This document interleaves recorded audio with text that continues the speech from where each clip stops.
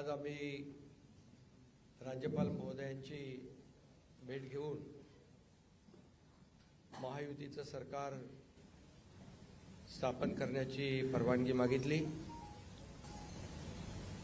आणि राज्यपाल महोदयांनी परवानगी दिली। उद्या आझाद मैदानमध्ये संध्याकाळी 5:30 वाजता शपथविधी आहे।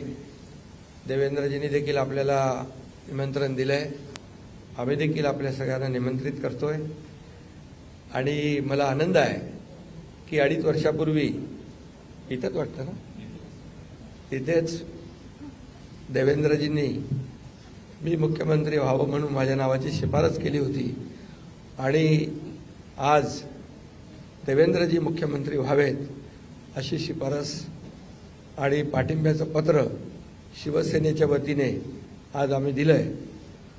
आणि यापूर्वीच तुमच्या पत्रकार परिषदेमध्ये शिवसेनेचा पाठिंबा आणि पूर्ण समर्थन भारतीय जनता पक्षाच्या उमेदवारांना देवेंद्रजींना आम्ही देऊन टाकला होता। आदरणीय प्रधानमंत्री मोदीजी आणि गृहमंत्री अमित शाह साहेब असतील आणि भारतीय जनता पक्षाचे अध्यक्ष नड्डाजी जो काही निर्णय घेतील त्याला पूर्ण समर्थन पाठिंबा शिवसेनेचा असेल अशा प्रकारची भूमिका मी यापूर्वीच घेतली।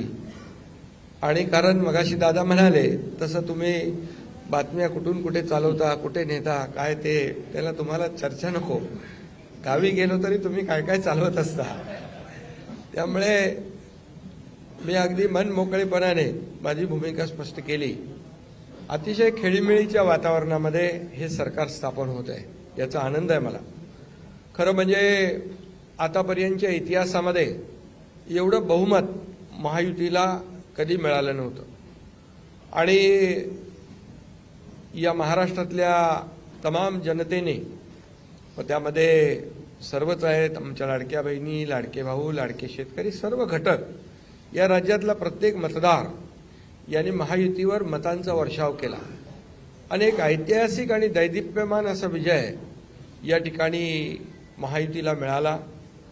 यामागे नक्कीच गेल्या 2.5 वर्षाचं काम जे आहे आम्ही केलं तिघांनी मिळून, आणि आमच्यामध्ये काही कोणी मोठा कोणी छोटा असं काही नव्हतं। आम्ही एक टीम म्हणून काम करत होतो।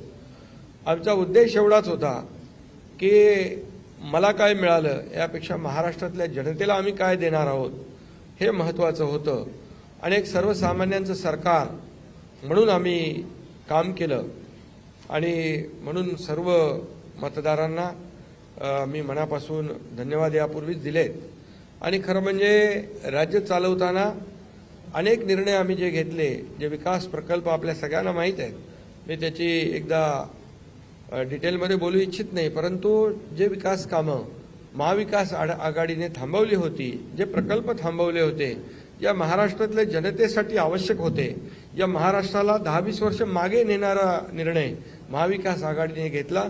आमचं सरकार आल्यानंतर तात्काळ ते प्रकल्प आम्ही सुरू केले, मार्गी लावले आणि त्याची उद्घाटनही आदरणीय प्रधानमंत्री मोदीजींच्या हस्ते केली। याचा देखील आनंद आणि समाधान आम्हाला आहे। शेवटी सरकार कुणासाठी असतं? सरकार हे सर्वसामान्यांसाठी असतं, लोकांसाठी असतं, राज्याच्या विकासासाठी असतं आणि ते आम्ही तंतोतंत पालन करण्याचं आणि त्याचं नियोजन करण्याचं काम आम्ही 2.5 वर्षात केलं।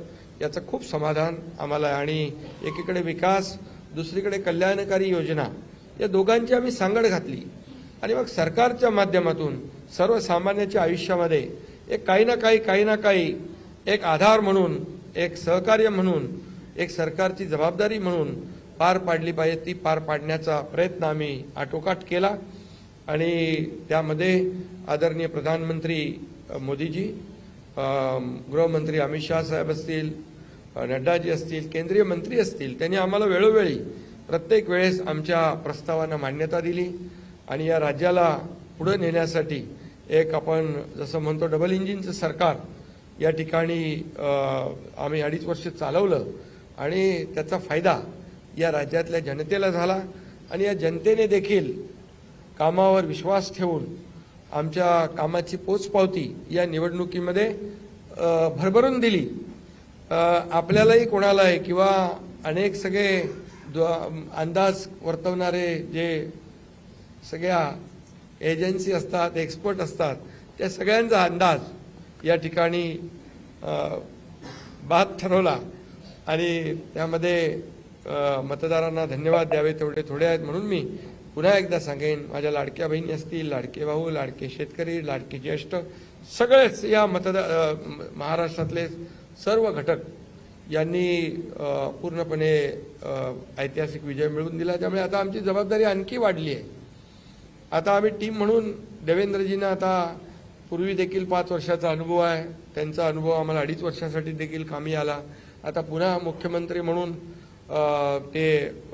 त्यांचं नाव शिफारस करण्याची संधी मला मिळाली, त्याचाही आनंद मला आहे.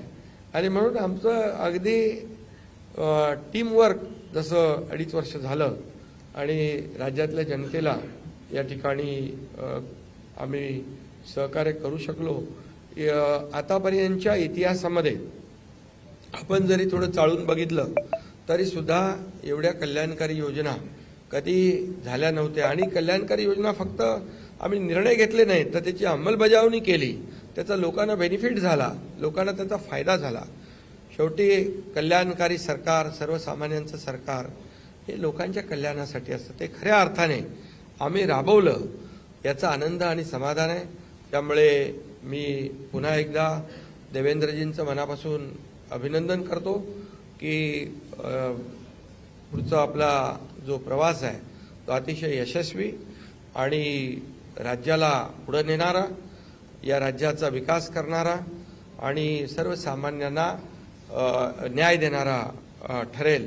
आणि त्यामध्ये नक्कीच आपला सर्वांचा सहभाग असेल, सहकार्य असेल.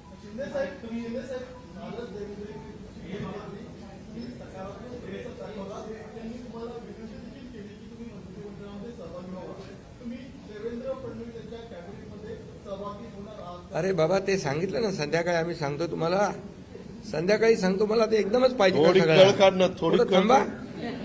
देवेंद्रजी माझ्याकडे आले, त्यांचा मनाचा मोठेपणा आहे, त्यांना धन्यवाद देतो.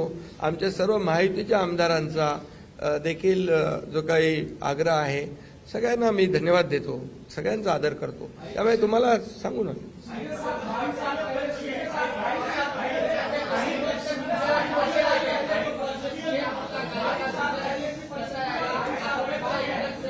अरे बाबा, एवढी कामं केली की आठवणीतलं एक क्षण काय सांगू. एवढे निर्णय आम्ही घेतले की ते सर्व निर्णय ऐतिहासिक होते.